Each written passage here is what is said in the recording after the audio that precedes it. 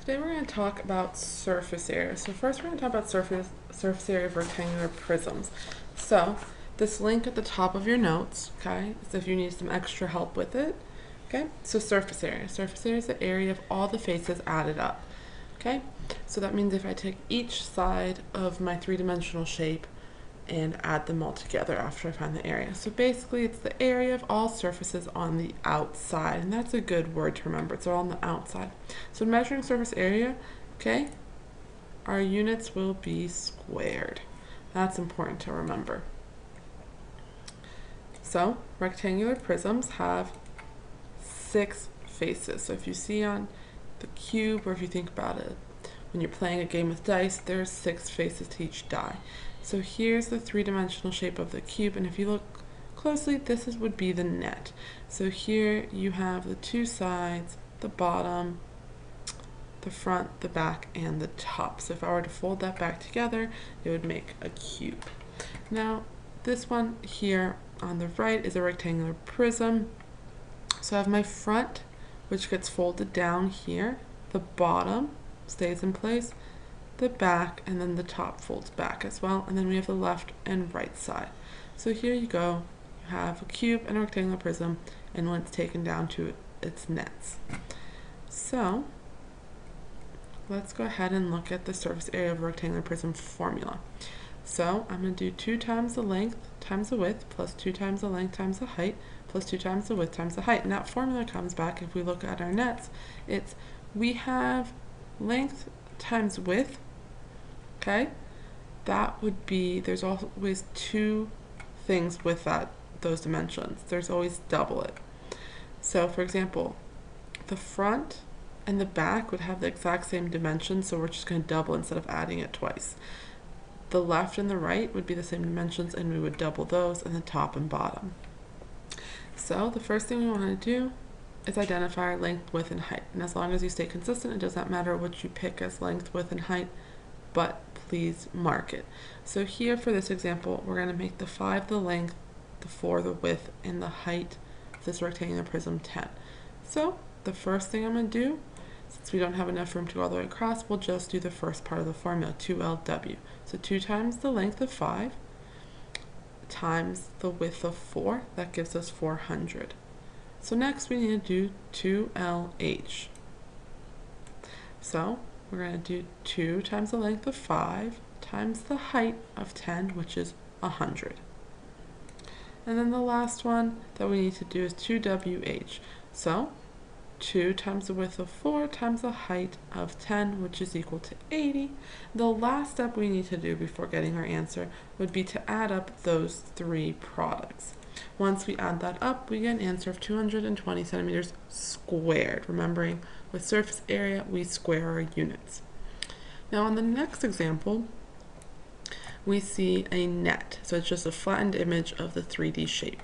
So we are just going to go ahead and pick 2 to be the length, width to be 6, and height to be 3. As long as we're consistent, it does not matter. So I'm going to do 2LW. So 2 times 2 for the length times the width of 6 gives me 24. Next is 2 length height. So 2 times 2 for the length times the height of 3. Okay, that gives us 12. And our last dimensions would be 2 times the width times the height. So it's going to be 2 times the width of, the width of 6 and the height of 3. That comes out to 36. So our next step here would be to add those 3 things together, just like so. So we have 24 plus 12 plus 36. And add those together, you get an answer, 72 centimeters squared. So that's how much it took to make this particular shape. Now, still using that same formula, okay, here we have a truck. So we're trying to find the surface area of the back of the truck. So here it's 7.5 by 15 with a depth of 7.5. So I went ahead and denoted the length, the width, and the height, so that way I stay consistent. So the first step is we're going to do 2 times the length times the width. So that's where we got 2 times 7.5 for the length times a width of 15, plus 2 times the length times the height, So 2 times 7.5 times the height of 7.5. And the last part's going to be 2 times the width times the height. So here, 2 times 15 times 7.5. Find the products of each of those. You get 225 plus 112.5 plus 225. Add them together and we'll get our final answer of 562.5 feet squared. So that's how to find the surface area of rectangular prisms. So let's move on to cylinders. So on the back of your paper, we have surface area of cylinder. Okay, and the formula for this is 2 times pi times the radius squared plus 2 times pi times the radius times the height. So if we look at this cylinder right here, think of it like as a can. Okay, this middle section here, okay, that folds out to make a rectangle, and then the top and bottom are 2 circles right here. So the 3 faces of our cylinder, we have the top as a circle, the base as another circle, and then our lateral area, or that curved part around the can, is a rectangle. So simple enough, this formula comes from, if we find the area of the circle, it's going to be pi r squared. Now if we find the area of the base, another circle, same formula, pi r squared. So there are 2 of those. Then our lateral surface area comes from 2 pi r h. So this is 2 pi r, it's the circumference of the circle, okay, times the height. So if we put that together, that's where our formula comes from.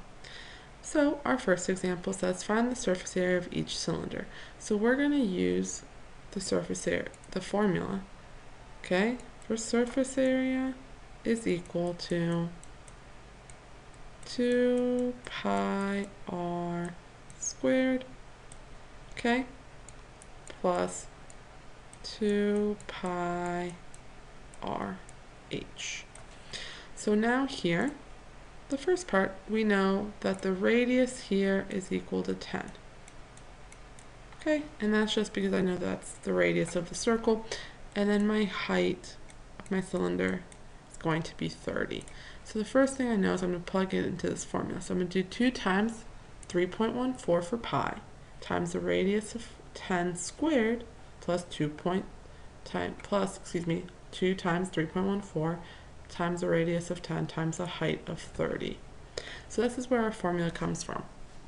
So making sure we plug in 3.14 for pi and our radius for 10 and then 30 for our height. So we're going to go ahead and multiply each of those. Now we want to remember to square the 10 first. So that would be 2 times 3.14 times 100, and I get 628. And then on the second part, 2 times 3.14 times 10 times 30 is 1,884. And our final step will be to add those 2 together to get an answer of 2,512 centimeters squared. So for our next example with the Dr. Pepper can, this tells us it has a height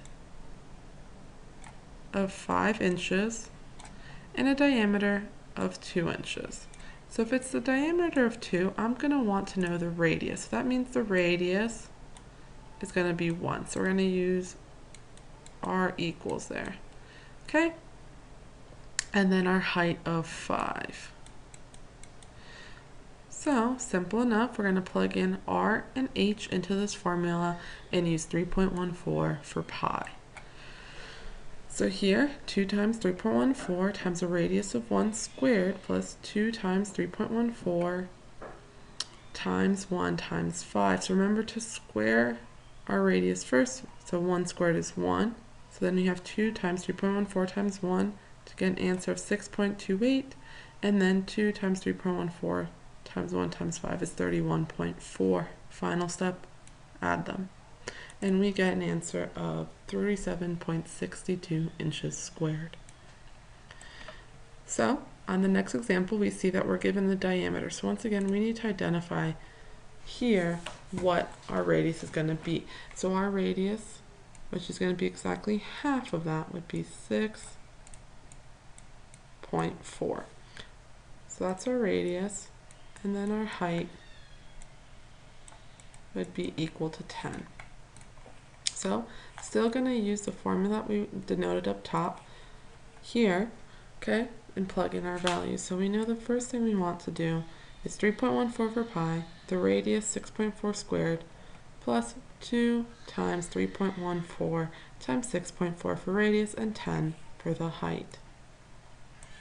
So multiply over here after squaring 6.4 first, then multiplying the second product. So we have 257.23 plus 401.92. And of course, our last step would be to add those together to get an answer of 659.15 units squared. And since we are not told what kind of units, we can just say units squared. Now, for the next picture with the soup, it's asking us to find the area of the soup can label. So if there's a height of 6 inches, so that's going to be 6, okay, and a radius of 2. So from here to here, that's 2 inches. So if we look carefully, let's go back to the top of our paper, the lateral area. So if you were to take apart that label off that can, you would see that it would come to this rectangular shape.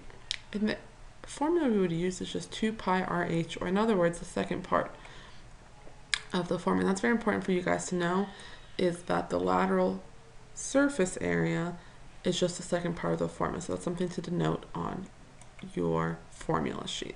So the first thing I want to do is recall I'm only using this section of the formula. So I'm going to use 3.14 for pi, my radius is 2, and my height is 6, so just plug it in.